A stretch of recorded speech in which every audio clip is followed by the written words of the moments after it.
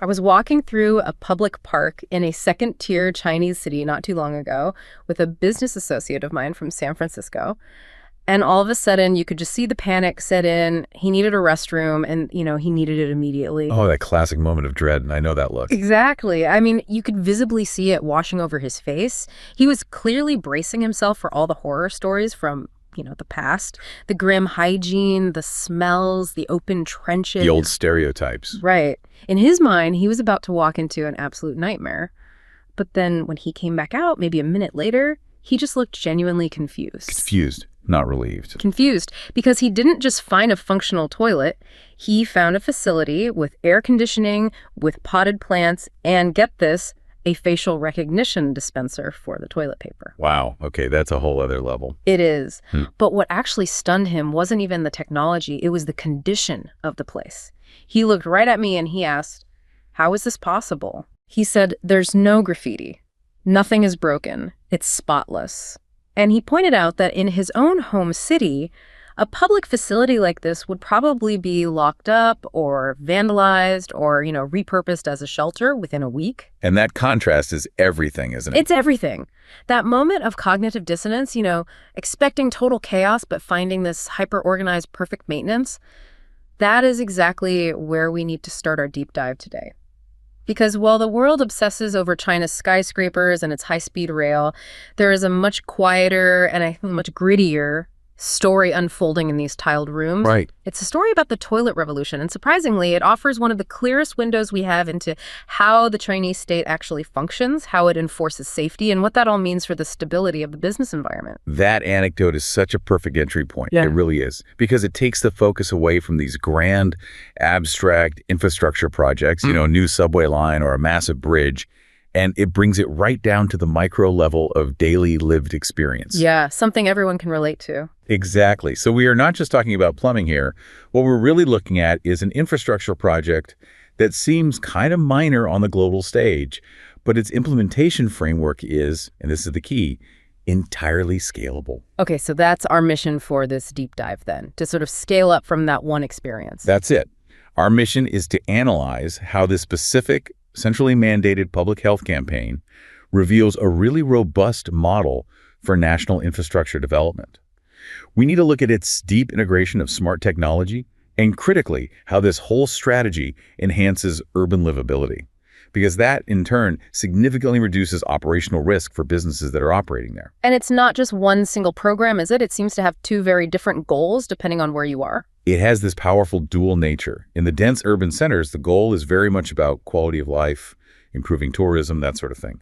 But in the vast rural regions, it is a foundational public health and environmental campaign for hundreds of millions of people. So, okay, let's unpack this. We've established the results are, impressive on the ground, but what is the engine driving this kind of rapid, high-quality change? It feels like something so fundamental and, frankly, historically neglected would just get stuck in local bureaucracy forever. It normally would. So why is this different? I mean, why is the personal mandate of the president even necessary for a project as foundational as sanitation? Well, that's the core question, isn't it?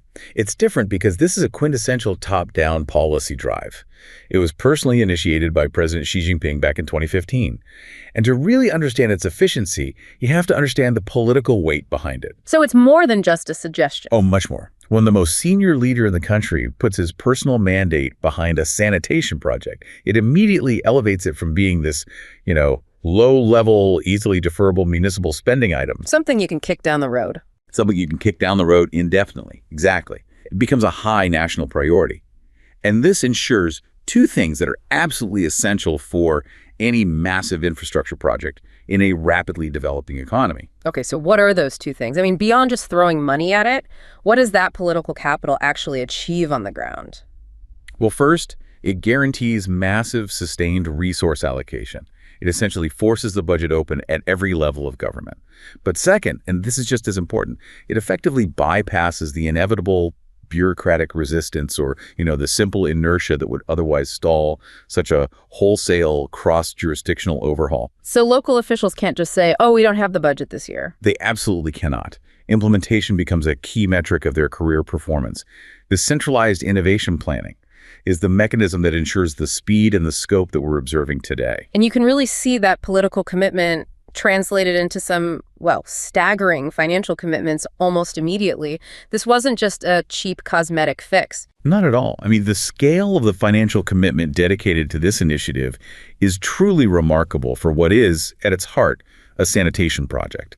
The central government initially committed over $140 million directly from the Ministry of Finance. Okay, that's a serious number. It is, but that was just the seed money. That central funding was instrumental in unlocking and, in fact, mandating municipal finance to supplement it with roughly $3 billion more. $3 billion? Wow. $3 billion. And this kind of robust public funding ensures a rapid, synchronized deployment across all the provinces.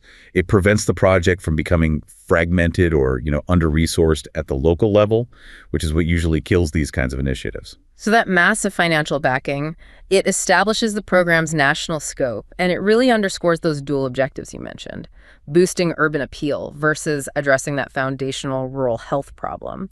Let's talk about the scope of the rural challenge a little more. Yeah, that's the much bigger piece of the puzzle. The urban goal is, let's be honest, easier to conceptualize. You're just making things nicer for tourists and residents. Yeah. The rural objective, though, is about foundational public health. In 2015, we know that almost 44% of the rural population was still using what are called basic or even unimproved sanitation services. 44%. That's a huge number of people. A staggering number. So the national goal was to rapidly transition those households to what is officially defined as safely managed sanitation services. This is a public health imperative on a scale that, frankly, very few countries even attempt. And just for our listener, could you break that down? What is the official operational difference between basic, unimproved, and then this gold standard, safely managed sanitation? Sure. So when global health bodies assess this, unimproved facilities are the ones that don't effectively separate human waste from human contact. So you can think of simple open pits. Right. The old horror stories. Exactly. Then you have basic facilities, which do achieve that separation, but safely manages the highest standard. The household facility is improved, so it prevents contact with excreta. And the waste is then safely disposed of off-site, usually through advanced sewage systems, or it's treated on-site using appropriate technology like composting. So it's about the whole life cycle of the waste, not just the toilet itself. Precisely. The move from basic to safely managed is the difference between preventing immediate contact and ensuring long-term environmental and community health. It's a massive leap. Okay, so with all those resources deployed, did the state actually achieve the kind of rapid pace that this central mandate demanded? It really did. The centralized planning delivered statistics that they're difficult to match anywhere internationally for public works infrastructure. By the end of 2017, so that's just 2 years after the policy mandate, 68,000 new or renovated public toilets had been completed in cities. 68,000 in 2 years. In 2 years. And the momentum was sustained. Plans were set to construct or upgrade another 64,000 by 2020. This velocity of implementation, it really demonstrates how that centralized planning enables high-level efficiency and the rapid expansion of physical infrastructure. It successfully avoids the decade-long delays you often see in fragmented, decentralized public projects in other rapidly urbanizing economies. And did this rapid construction translate into those public health gains you mentioned in the much harder to reach rural areas? It did. The key indicator here is the measurable increase in the proportion of the rural population covered by safely managed sanitation services. That number rose from 49.9% in 2015 to 56.1% in 2017. So a 6-point jump in just 2 years. A 6-point jump. And while the challenge remains immense, that is a substantial, tangible victory for public health. It proves that the model, when it's properly mandated and funded, can push foundational infrastructure change rapidly across even vast and very diverse geographies. So the mandate and the money, they establish the foundation. But the true revolution, especially in the urban centers like the one my associate visited, that seems to be driven by the next phase, the integration of technology to fundamentally redefine the user experience. Yes. This moves the whole focus from just functionality to comfort and, I guess, accountability. That's the pivot point, exactly. The urban strategy recognized that merely providing functional plumbing was just not enough. The goal was to revolutionize the entire user journey, prioritizing a level of convenience and maintenance accountability that, it mirrors private sector standards. And the heart of this strategy is the digital integration layer. Tell us more about that. You're talking about the National Public Toilet Cloud mobile app, the one using GIS technology. It sounds like a simple map, but I suspect its function is much, much deeper for city management. It is far from a simple map. I mean, yes, it uses Geographic Information System or GIS technology to provide real-time location data, but its complexity lies in the functional filters and the data loop it creates. Okay, what kind of filters? Well, for the end user, you can filter by proximity, of course. But the real commitment to user needs is evident in the specific filtering criteria you can search for. Is toilet paper available? The eternal question. The eternal question. Does it have a dedicated baby changing unit? Is it free to use? This level of granular detail significantly improves the quality of the public experience. It takes all the guesswork and anxiety out of the equation. And that ability to filter for something like toilet paper available implies a massive network of sensors operating in real time, right? What kind of smart hardware enables this constant digital feedback? It requires a pervasive network of Internet of Things, or IoT, sensors within the facilities themselves. And these sensors, they track everything from consumables like paper and soap levels to environmental conditions like air quality and even equipment faults. So it knows if a toilet is out of order before anyone even reports it. Precisely. This data feeds constantly back to the cloud, ensuring the app provides accurate, real-time information. And for city managers, this is invaluable. It transforms maintenance from being reactive to being predictive. So they're not waiting for a complaint call. Exactly. They can dispatch cleaning crews or maintenance staff based on real usage data and predicted need. This maximizes efficiency and, crucially, it ensures the rapid response necessary to keep these facilities spotless, like the one your friend saw. Okay, so moving from the smart software to the actual physical structure, the hardware itself is also a huge part of this revolution.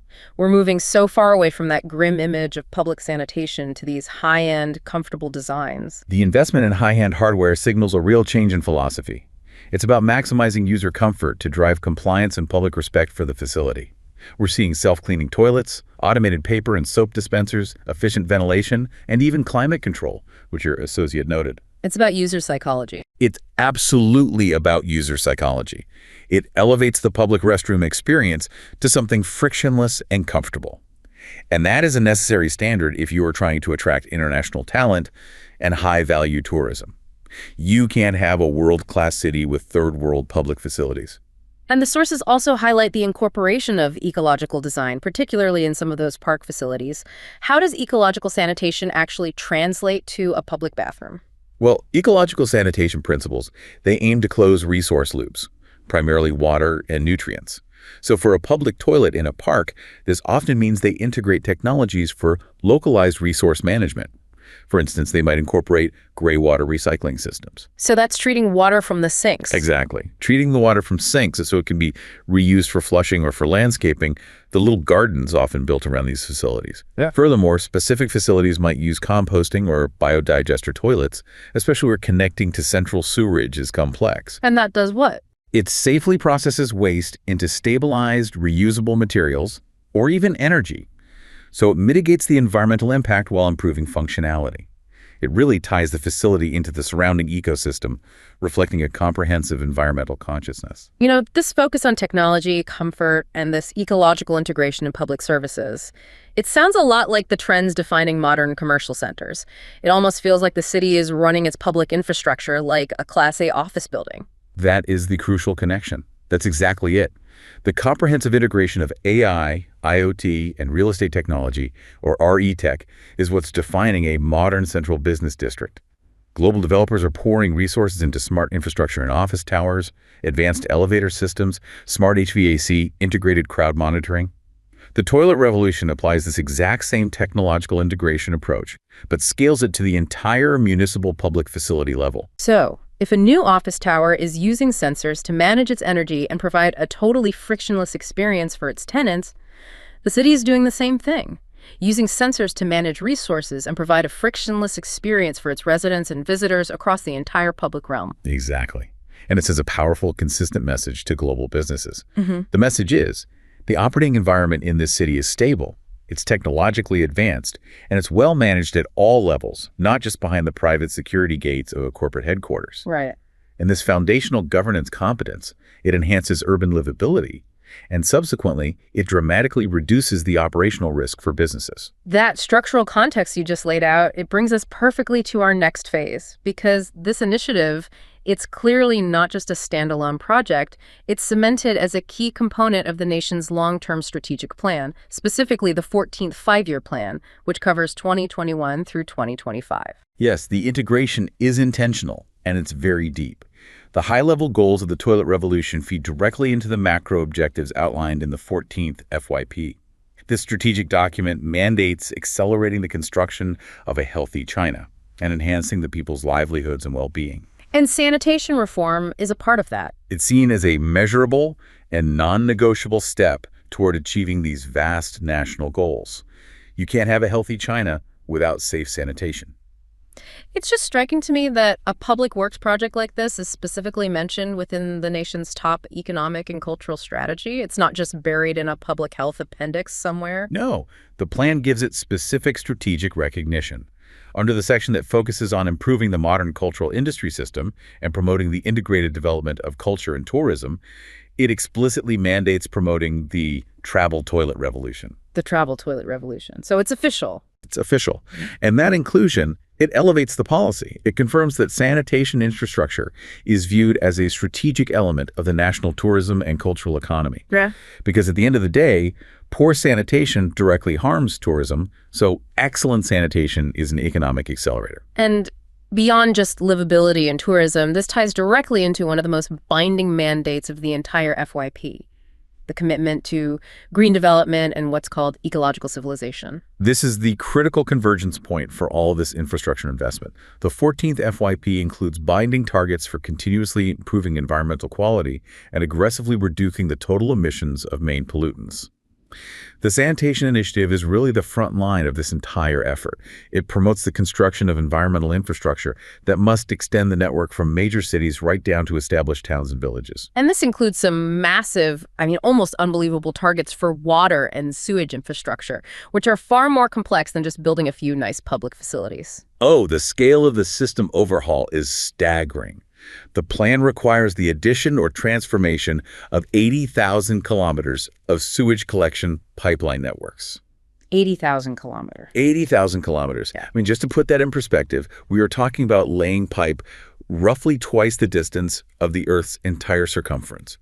The logistical coordination, the land acquisition, the engineering capacity required for a project of this magnitude is just immense. It's mind-boggling. It requires a sophisticated and incredibly rapid mobilization of resources and labor across incredibly diverse terrain. And all of this new pipeline network, it has to feed into massive new treatment capacity. You can't just collect it, you have to treat it. Absolutely. And the capacity goal is equally ambitious. They're aiming to achieve a new sewage treatment capacity of 20 million cubic meters per day. 20 million cubic meters. Per day.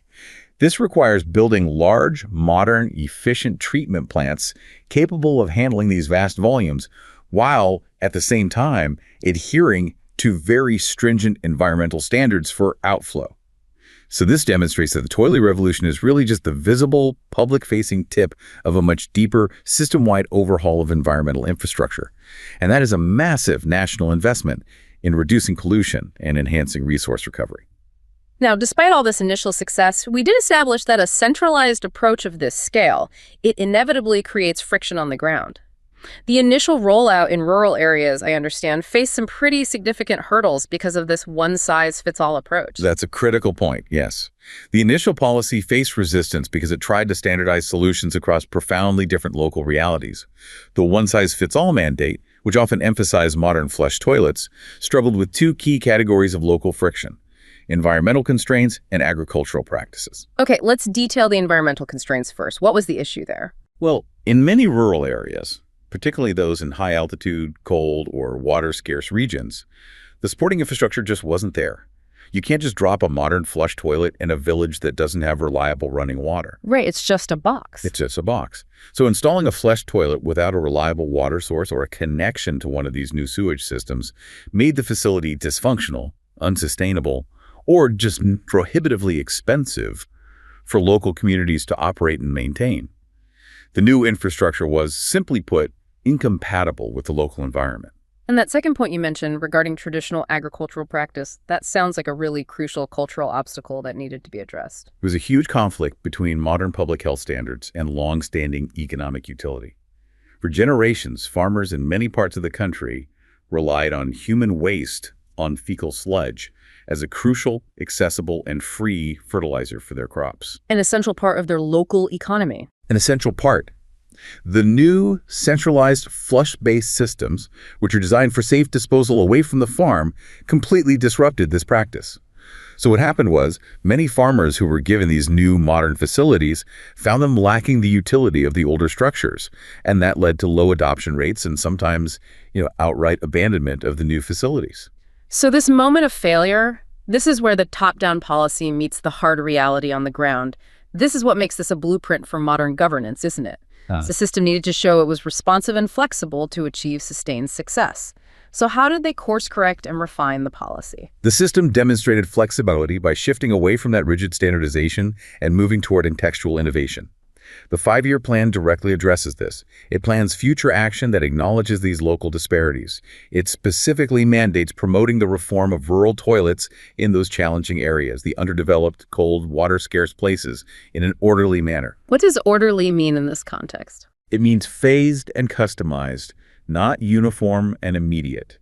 It's an admission that you can't just drop the same solution everywhere at once. And the way they fostered better, more locally appropriate solutions, that involved leveraging market mechanisms, right? They didn't just design new toilets in a lab in Beijing. Absolutely. They moved toward encouraging technological diversification by actively supporting product innovation competitions. So instead of mandating a single type of flush toilet, they incentivized manufacturers and innovators to develop context-specific solutions. Like what? This includes things like highly efficient dry toilets, advanced composting systems that can safely process waste into a marketable fertilizer, or biodigester systems that are tailored for the specific climate and needs of a region. This decentralized innovation process addresses that cultural and economic need for fertilizer while still meeting the required public health standards. You get the best of both worlds. You get the best of both worlds. And we also noted that the refinement process became more data-driven, which seems essential for any kind of sustained success. Correct. The system mandated a better conceived implementation that now accounts for local income levels and actual usage data. Yeah. You can't impose a high-cost, high-maintenance solution in a low-income area.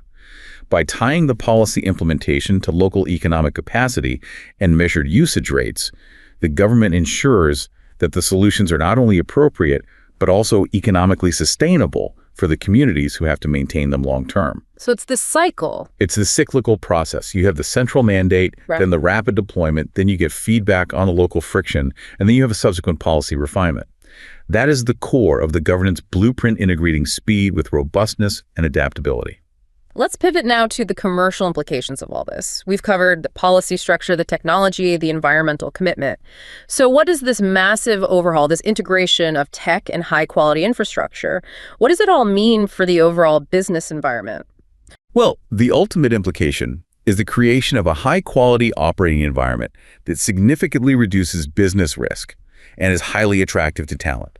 A high-quality, universally well-maintained public sanitation infrastructure contributes directly to enhanced urban livability. And livability is the key word here. It is.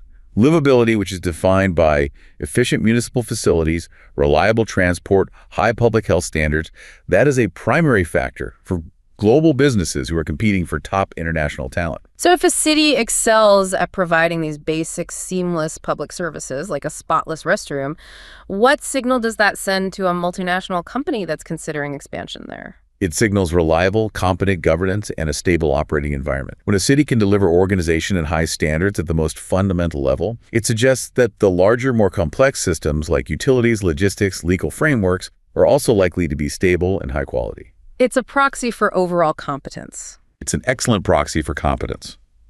And this level of consistent public welfare, it reduces overall business risk and provides a tangible competitive advantage in attracting and retaining global talent, who, let's face it, demand a frictionless and clean-lived experience. And we can see this competitive advantage playing out very clearly in the commercial real estate market dynamics. Indeed.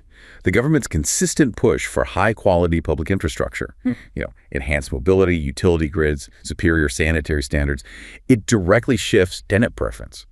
Businesses that are expanding in fast-growing sectors like IT, e-commerce, and healthcare, they need to secure the best talent. The talent war. The global talent war. And these companies know that their employees spend most of their time outside the office tower.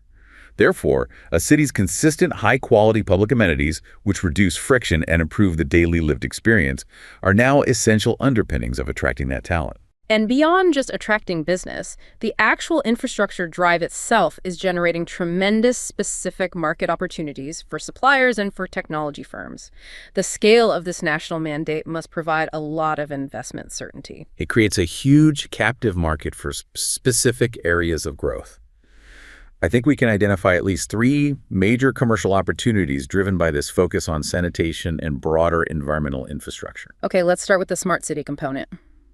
The massive need for all those sensors, the software, the real-time management systems. The demand for what you'd call smart fittings and digital transformation, or DX, is huge. This includes everything required to operationalize that national public toilet cloud we talked about. So we're talking about hardware and software. Both.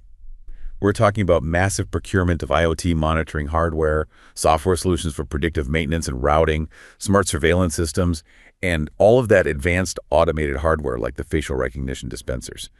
This market is focused on supplying the necessary systems to ensure enhanced transparency and frictionless user experiences, meeting the rising demands of an increasingly digitized public. Okay, and the second opportunity, that ties directly back to the environmental mandates of the 14th Five-Year Plan, the huge focus on green technology. Yes, the push for ecological civilization creates immense demand for sustainable practices and equipment across the board. The mandate to continuously improve environmental quality and reduce total emissions, that translates into a specialized market for waste treatment and resource utilization. So more advanced than just basic filtering. Much more advanced. This includes technologies that focus on resource recovery and potentially specialized energy recovery systems that can utilize waste streams efficiently. It all aligns with the national goal to speed up the green transformation of the entire development model. And finally, the sheer volume of construction and engineering work that's necessary to realize these infrastructure goals must be a huge market driver in itself. It creates enormous, sustained demand for large system integrators and developers who are focused on modern infrastructure. Look again at the scale. The need to renovate and expand municipal facilities, including those 80,000 kilometers of sewage collection pipeline networks, and the construction of all that new treatment capacity. These aren't small projects. These are multi-year, complex, integrated projects that require significant engineering prowess and system integration capabilities. It generates sustained business for firms capable of meeting modern functional and environmental standards. And the stable, high-quality operating environment created by this focus on public welfare, it underpins the confidence in these long-term investments. So if we look back at the entire trajectory of this deep dive, starting with that single spotless restroom my associate found, we've traced that one physical experience all the way back through the lens of national governance. That synthesis is precisely correct. The key insight here is that the toilet revolution is far more than just plumbing or, some short-term cleanup campaign. It is a meticulously planned, centrally directed initiative that functions as a micro-level case study for China's macro governance system. The success model is a combination of these intertwined elements that ensure long-term efficacy. We identified that initial push, the non-negotiable commitment of centralized planning backed by massive public finance. That includes the $140 million in central funding and the $3 billion from municipalities, which enabled that unprecedented speed and scale, delivering over 68,000 new urban facilities in just 2 years. And this foundation is layered with the sophisticated application of digital technology, where that GIS-powered mobile app and the integrated IoT monitoring ensure both high standards of accountability and a consistent user-centric experience in the urban centers. And furthermore, the initiative is successfully integrated into broader national goals, supporting the construction of a healthy China and aligning with those binding ecological civilization targets, like the major commitment to expand the sewage network by 80,000 kilometers. And the system, as you said, is built for resilience. It's not static. It learns. The sustainability of the whole thing relies on its continuous refinement. We saw this in the response to that initial complexity in the rural areas, where the system demonstrated flexibility by shifting away from a rigid, one-size-fits-all approach to supporting product innovation and implementation based on local income, water resources, and climate conditions. Right. And this responsiveness, paired with a nonstop strategic development mandated by the 14th Five-Year Plan, ensures the effort is deeply strategic, enduring, and successful. This deep dive really confirms that in China, even the most fundamental elements of public life are viewed as strategic opportunities for policy innovation and national development.